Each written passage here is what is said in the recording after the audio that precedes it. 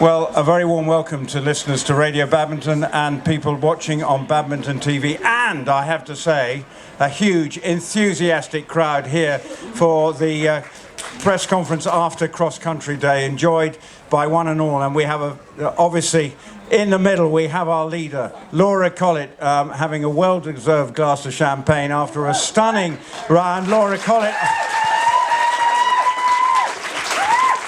Next up to her left is Oliver Townend, sitting in second and third, just made it an interesting day. And then sitting in fourth after a stunning round on Lordship's Grappolo, a 10-year-old, is Ros Cantor. She's also doing pretty well on her World Championship horse, all-star as well. And on the far side, we have our course designer, Eric Winter, who can now let the air out of the balloon. And next to me, Jane Tuckwell, who's been pining for this day for 3 years, our event director. And I'm going to start with you, Jane. 100,000 people here today. What a happy day it's been for you to see this place bursting at the seams. Absolutely amazing. To see so many happy people filling the park and having a wonderful time has been worth waiting for. And what's been the most sort of wonderful part from your point of view? The most wonderful part is honestly having got to this point. You know, I mean, I can't describe how the last 3 years have been, and I know we've caused a lot of disappointment over the last 2 years, and one just feels one's been able to reward people, all of you, for your patience, and thank you for keeping with us, and it's lovely to see you all back here. Well said, Jane. Now, Laura, you were sitting up pretty with what I think is the lowest ever score by a lady in a 5-star under dressage. So there was no pressure on you today to back that up today. What were you thought going into the round? Because you were going sort of mid-div, as it were, and had been quite an interesting start to proceedings. What was your initial thoughts when you set out on your round on London 52? First of all, I'm not sure that after watching the first few I'd call it interesting. I wanted to watch the first few go, and, you know, there were some amazing names out there, and I was going to take lots of confidence from it. I walked away after a while and thought, this is not what I had in mind. But in a funny way, it kind of gave me confidence, because I just thought, well, I'm not going to be the only one that messes up if it doesn't go well today. So I actually felt, I told myself from Tokyo last year that I was just going to enjoy the horse for what he is. He owes me absolutely nothing. He's, gave me my first 5-star win at Po in 2020 and helped me win a gold medal at the Olympic Games. So, it's not every day you get to go out at somewhere like Badminton on a horse like London 52. So I tried to enjoy it. I'm not sure I did going round. It was hard work, but he was phenomenal. Did you sense the enthusiasm of the crowd? Because they all would have known, and obviously the level of expectation on you. Could you feel them cheering you on your way? Oh yeah, it's amazing to have everyone back, and I would just like to say a massive thank you to each and every one of you for cheering us from start to finish. It really does help, and we have missed it. We've missed Badminton and we've missed the crowds, and it is amazing to be back. Now, there's no pressure, but you've got a cushion of 4.1, so you can have a pole done. Yeah, but look back at Tokyo, we needed more than 4.1. Okay, yes, we do know, but anyway, but obviously you must be feeling that, well, it's nice to have a little cushion then. I'm not complaining, but I've got Oliver on 2 horses sat right behind me, and Ros as well. So, look, at the end of the day, like I said before, this horse owes me nothing, and I am genuinely enjoying the moment. Okay, well, enjoy tonight. Now, Oliver, second and third, one of them, Swallow Springs. Now, that was quite interesting at the Horse Quest Quarry, but you got the horse round, you came inside the time, and then you back it up again with that willing horse, Ballymore Class, who I could see coming up the hill just giving everything. You're sitting second and third, sitting next to your Olympic gold medal, team medal winning. You've pressure's on you to get it right. Yeah. Always. No, we're precious, our privilege, isn't it, to be here, and it's very, very special to be back at Badminton. Thank you all, as Laura said, for being here and making it so special. Yeah, it's a very, very big privilege to have 2 high class horses, and to ride round a course that Eric's designed, in my opinion, fantastically. It felt like a 5-star should feel.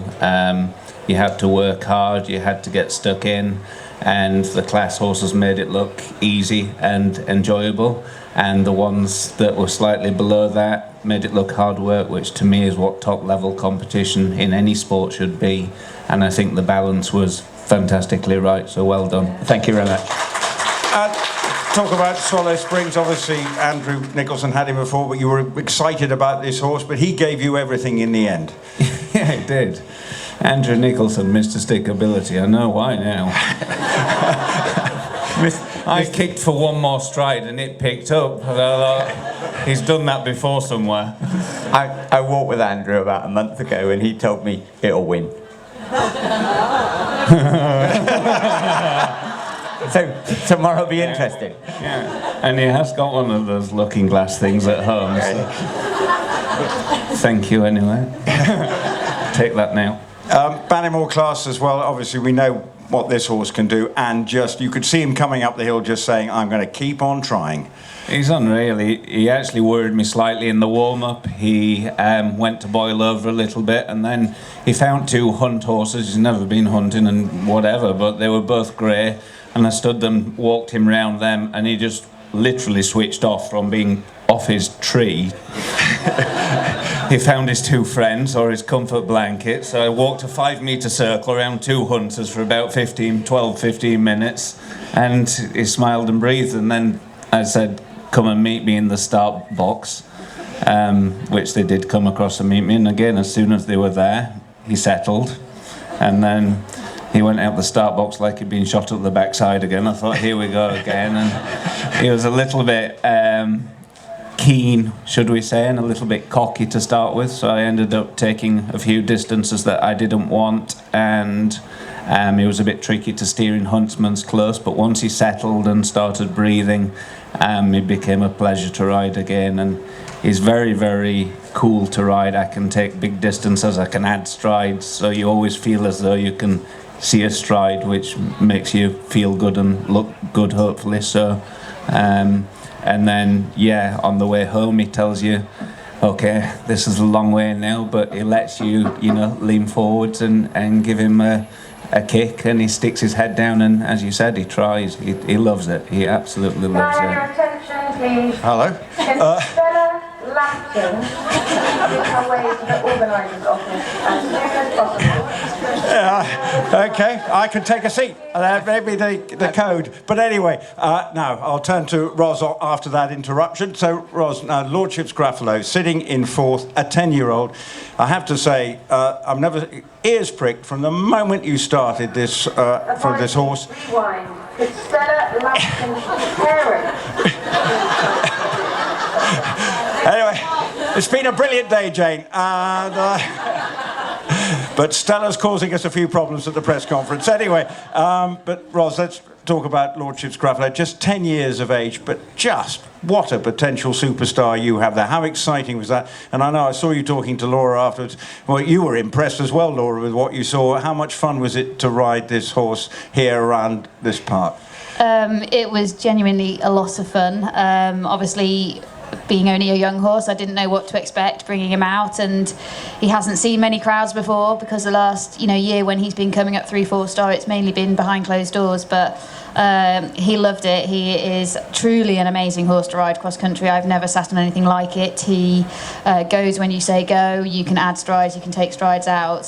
He reads with his eyes unbelievably well, and he's brave too. And he actually made it feel like a pony club track, and I did enjoy it. I did enjoy it. That's not what Eric wanted to hear. Well, it didn't on All Star B quite so much, but he really was. He was out of this world. And just 10. It was great. And and it's bonkers, really, isn't it? It is, and I broke him in as a 3-year-old. I've done everything with him, and his breeder will be hugely excited that he's done what he's done. She's a small-time breeder, and to produce a horse like that, it will be probably one of the best days of her life. And then my owners have been very loyal and supportive to me. They've had a few horses with me that haven't quite made the top level, so to have a horse like him with them has been really special too. And All-Star, your World Championship horse, he keeps on trying. He may be getting a little older, but he still delivers the goods.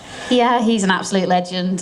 You know, he's a big-bodied horse that doesn't necessarily find shortening and lengthening at speed very easily, so it always feels a little bit more hard work on him, but he's just so genuine that he'll jump from anywhere, and he digs in right till the end. Well, Eric, Ross thought your track was Pony Club, but I can assure you it wasn't.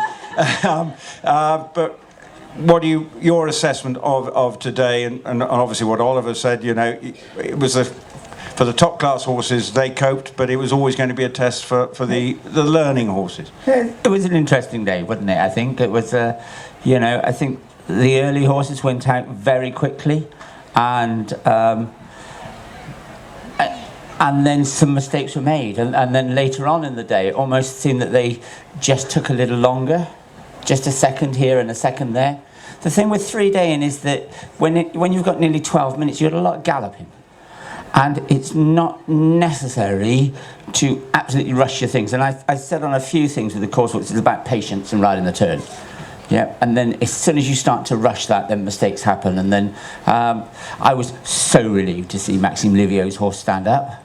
You know, that was a heart-wrenching moment for me and for all the connections, I'm sure. We hate to see that sort of thing, really. But it was a good day sport, you know. It was, you got 100,000 people here, stuff's got to happen. You know, you can't have 100,000 people and everybody jumps clear and it is just, you know, a pony club. You know, it was an exciting day, and the leaderboard's been changed significantly, and that was very exciting. It's not going to be a pony club next year for you, Ross, at this rate, that's for sure, because you've thrown out a marker. But obviously, the show jumping tomorrow, we've heard Laura's going to try and sleep easy tonight, but I have to say, it has been the most magnificent day. The weather has been so kind, and you've clearly all had a wonderful day. But please give a big hand to not only Laura Collett, who is our leader going into tomorrow's show jumping phase, Oliver Townend, and then Ros Cantor, and of course Eric Winter, and of course Jane, who's still here. Selena has not called her. Anyway, but it's been the most fantastic day. But please give a big hand to our riders here, and all the riders.